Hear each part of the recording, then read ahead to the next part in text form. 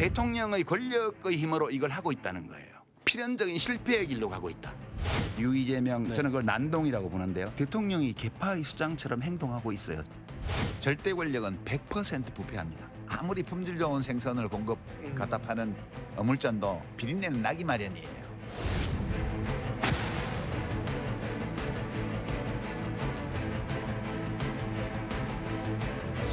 유시민 작가가 대통령을 일개 그룹의 수장이라고 지칭해서 거의 저주에 가까운 그런 말씀을 했는데 십자가 밟기는 안 했으면 좋겠습니다. 누구를 욕하면 친명이고 욕 안 하면 뭐고 이런 식으로 하지는 않았습니다.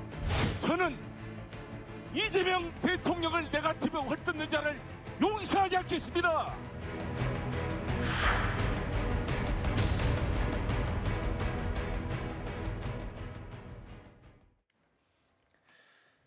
자, 선거에서 반드시 질 거다. 비린내가 진동한다. 부패했다. 뭐 이런 입에 담기 굉장히 강한 비판. 그동안 이재명 정부를 향해서 이런 강도 높은 비판을 쏟아냈던 유시민 작가가 이번에 또다시 작심 비판을 내놨습니다. 이재명 대통령의 지금 모습은 오만한 권력자의 모습이다. 왕권 시대의 왕의 권력을 마구 휘두르던 그런 모습이다. 이렇게까지 얘기했고요. 윤석열 정부와 비교 분석했더니 윤석열 대통령 정부와 비슷한 증상들이 많다라고 진단했습니다. 오만한 권력자. 자, 이게 야당에서도 나오기 힘들 만한 비판인데 유시민 작가가 이런 표현을 했습니다. 유시민 작가는 민주당 전당대회 국면에서부터 일관되게 이재명 대통령을 비판해 왔습니다. 네. 특히나 이 전당대회 과정에서 이 개입하는 듯한 이 당무에 개입하는 듯한 대통령의 발언과 이 행태에 대해서 비판을 많이 했었죠. 그런 것들이 과거 민주당이 보여왔던 민주화된 공화정의 모습이 아니다라는 것이에요. 그런데 유시민 작가의 말을 잘 들어보면 최근에 이제 대통령의 지지율이 하락하고 논란이 되고 있는 여러 정책이나 이런 부분에 대해서 찬반이나 우려를 표하지는 않고 있어요. 그러니까 대통령이 어떻게 국정을 운영하고 그런 권력을 행사하는 방식에 대해서 비판을 많이 하고 있거든요. 네. 특히나 대통령이 당선되는 과정에서 결국 대선 득표율이 49%에밖에 이르지 못했는데 그 이후에는 중도를 지향한다면서 보수 진영 인사들을 대거 기용을 하고 그러는 모습에 대해서 우려를 많이 해왔습니다. 그런데 유시민 작가가 대통령을 비판한 이 시점에도 저는 주목을 합니다. 네. 전당대회가 이미 끝났죠. 네. 전당대회가 끝났고 대통령이 통합을 얘기하고 새롭게 민주당이 나아가려고 하는 이 와중에 또다시 비판을 함으로 인해서 민주당이 전당대회에서 이후 통합이나 어떤 이런 수렁에서 좀 빠져나오기 어려운 모습으로 보입니다. 네. 유시민 작가의 비판은 이뿐만이 아니었습니다. 최근에 이재명 대통령과 민주당의 지지율이 하락하는 추세를 보이고 있죠.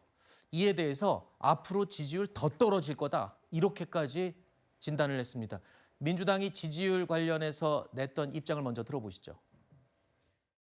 여론조사에서 민주당 지지율 조금 하락하고 있는데 원인 무엇이라고 보시면 또 지지율 반대는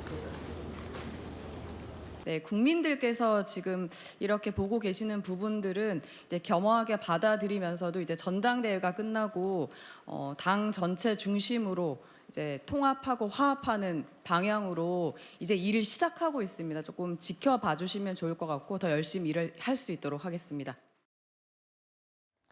최근 나온 이재명 대통령의 지지율을 하나 살펴보겠습니다. 부정이 54.9%, 그리고 긍정 평가가 40%입니다. 40.0%.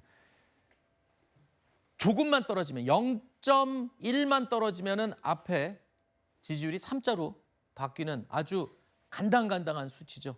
같은 조사기관의 민주당 여당 지지율도 보겠습니다. 자, 8월 2주 차이는 44.7%였는데 지금 8월 넷째 주에는 39.8로 떨어졌습니다. 자, 이 상황을 보면 이런 추미애 유시민 작가가 이재명 대통령 지지율이 앞에 숫자가 3자가 될 것이다 라고 전망을 앞서서 했었는데요. 결국에 유시민 작가도 이런 예상을 또 내는 거예요. 무슨 근거로 이렇게 얘기했나요? 앞에 말했던 그런 얘기인가요? 글쎄요, 유시민 작가가 무슨 근거로 뭐 지지율 30%대를 얘기했는지 저는 잘 모르겠습니다. 그러나 지금 현 시점에서 이재명 정부가 추구하고 있는 그런 정책 방향들에 대한 우려점들이 나오고 있는 건 사실이죠. 예를 들면 뭐 부동산 문제라든지 외교 안보적인 측면이라든지 또는 뭐 주식시장 문제라든지 이런 여러 가지 사안들에서 지금 이재명 정부의 뭐 정책 방향이랄지 이런 부분들에 조금 수정이 필요하지 않느냐라는 게 지금 경고등이 들어오는 건 사실입니다만 네. 그것을 유시민 작가가 그렇게 얘기했으니까 그 방향으로 가는 것이다 이렇게 해석하는 것은 뭐 바람직한 해석은 아닌 것 같고요.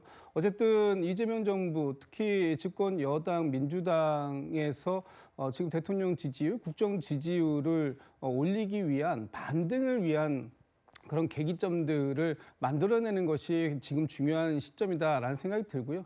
오늘 대통령과 당 지도부의 만찬 또 이번 주에 민주당의 워크숍 이후에 또 대통령과 민주당 의원들의 또 만나는 자리들도 있습니다. 이런 자리에서 지금 현 시점에서의 문제점들이 허심탄회하게 소통되고 그 가운데에서 대안책들이 만들어질 수 있는 만들어져야 하는 시점이다 이렇게 생각합니다.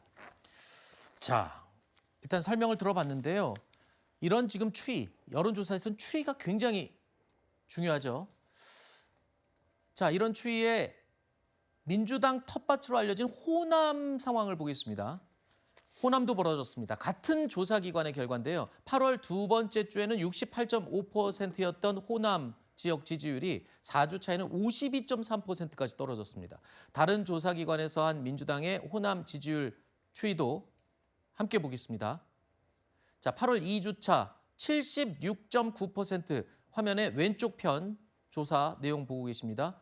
그리고 3주차에는 55.7까지 21.2%포인트가 떨어졌습니다. 아니, 전당대회가 끝난 지 얼마 안 됐습니다. 정치권에서는 보통 이런 대형 이벤트가 있고 난 다음에는 컨벤션 효과라고 하죠. 그런 잔치집에 대한 효과가 조금 어느 정도 가는데 이거 끝난 지 며칠 됐다고 이게 이렇게 벌써 툭 떨어집니까? 전당대회를 잘해야 컨벤션 효과가 있죠. 전당대회를 잘못하면 역 컨벤션 효과가 있습니다. 지금 저희가 화면에서 본 민주당의 호남 지지율 하락, 진보층에서 이탈, 그리고 이재명 대통령의 지지율 하락까지가 모두 다 그런 역 컨벤션 효과를 보여주는 겁니다. 왜 그렇습니까? 본질적으로 민주당 전당대회는 전대 기간 내내 분당대회라는 소리를 들을 정도로 과격한 감정 대립과 과거지향적인 파묘 전당대회, 네. 과거사 진상규명위원회 같은 전당대회가 이어졌습니다. 그리고 그 결과에서 김민석 당대표가 근소한 차이로 승리를 거두긴 했지만 네. 호남에서 정청래 전 대표를 지지했던 민주당 권리당원들은 결국 김민석 대표 체제를 마음으로부터 인정하지 않는 겁니다. 아하. 그러니까 여론조사 전화가 와도 저렇게 민주당을 지지한다는 응답을 이제는 더 이상 하지 않는 거예요. 우리가 지금 그 현상을 확인하고 있고 앞으로 김민석 대표가 정말 뭔가 민생, 미래, 비전 이런 것을 보여주지 못하면 저런 심리적인 그 분당 국면을 치유할 방법이 없습니다. 네. 그런데 현재 일주일 동안 보여준 모습을 보면은 그런 어떤 가시적인 시도는 없고 오히려 조희대 대법원장을 물러나게 해야 된다든가 네. 민주당 TV를 만든다든가 이런 대단히 바람직하지 못한 모습들만 보여주고 있어서 앞으로도 저런 추세는 상당 기간 계속될 거라고 보입니다.